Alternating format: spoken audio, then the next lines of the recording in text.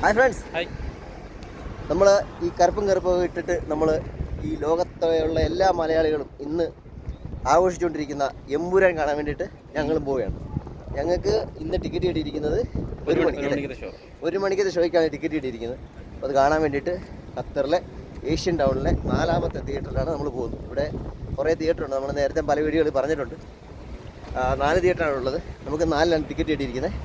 അപ്പോൾ നേരെ നമ്മൾ കാണാൻ വേണ്ടി പോവാണ്. ഇവിടെ രാവിലത്തെ ഷോ കഴിഞ്ഞിട്ട് ഒരുപാട് പേര് ഇങ്ങനെ കറങ്ങിയടിച്ചൊക്കെ നിൽക്കുന്നുണ്ട്. അല്ല, ഇത് കഴിഞ്ഞില്ല അല്ലേ? കഴിഞ്ഞിട്ടില്ല. 3 മണിക്കൊരു ഷോ ഉണ്ടായിരുന്നു. 3 മണിക്ക്, അതിനുശേഷം 6 മണിക്കൊരെണ്ണം ഉണ്ടായിരുന്നു. ഇവിടെ ഈ റംസാനും നോമ്പായതുകൊണ്ട് ഇവിടെ തിയേറ്ററുകൾ 6 മണിക്ക് ശേഷം ഉള്ളൂ. പക്ഷേ ഈ ഒരു പടത്തിന് വേണ്ടിയിട്ട് മാത്രം ഇന്ന് രാവിലെ 4 മണി തൊട്ട് തുടങ്ങിയ ഷോയാണ്. അപ്പോൾ നല്ല തിരക്കുണ്ട്. ഞങ്ങൾ ഒരാഴ്ച മുമ്പേ ടിക്കറ്റ് എടുത്ത് വെച്ചാണ്. കഴിഞ്ഞ വ്യാഴാഴ്ച ക്യൂ നിന്നെടുത്ത ടിക്കറ്റാണ്. അപ്പോൾ അത് കാണാൻ വേണ്ടിയിട്ടുള്ള എക്സൈറ്റ്മെൻറ്റിലാണ്. രാവിലത്തെ അഭിപ്രായങ്ങളും കാര്യങ്ങളൊക്കെ നമ്മൾ കണ്ടു. അപ്പോൾ അതെല്ലാം കണ്ടതിന് ശേഷമാണ് നമ്മൾ പടത്തിന് പോകുന്നത്. അപ്പോൾ പോവാം, നമുക്ക് അങ്ങോട്ട് ബാക്കി കാഴ്ചകൾ കാണാം.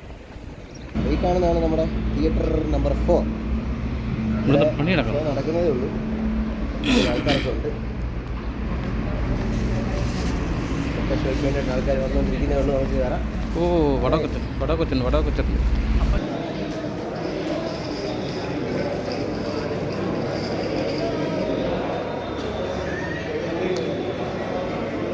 ഒരുപാട് ആൾക്കാർ 1 മണിക്ക് ഞങ്ങൾ വന്ന 1 മണിയുടെ ഷോയാണ്. 1 മണിക്കുള്ള ഷോയ്ക്കുള്ള ആൾക്കാരാണ് നിൽക്കുന്നത്. ഒരുപാട് ആൾക്കാരുണ്ട്. ഹൗസ്ഫുള്ളാണ്. രാവിലെ ഹൗസ്ഫുള്ളായിരുന്നു. അത് കാണാം.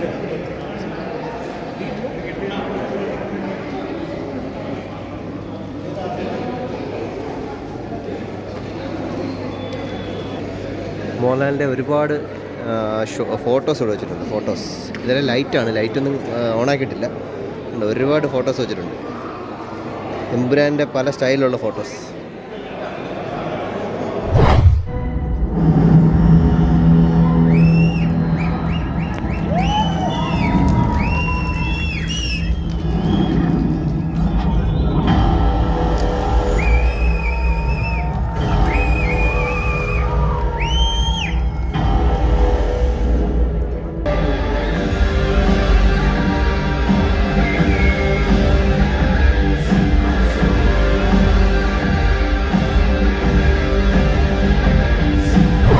അപ്പോൾ നമ്മുടെ പടം കഴിഞ്ഞ് ഞങ്ങൾ ഇറങ്ങിയാണ്. സൂപ്പർ പടം, അടിപൊളി, ഒരു രക്ഷയില്ലാത്ത പടം.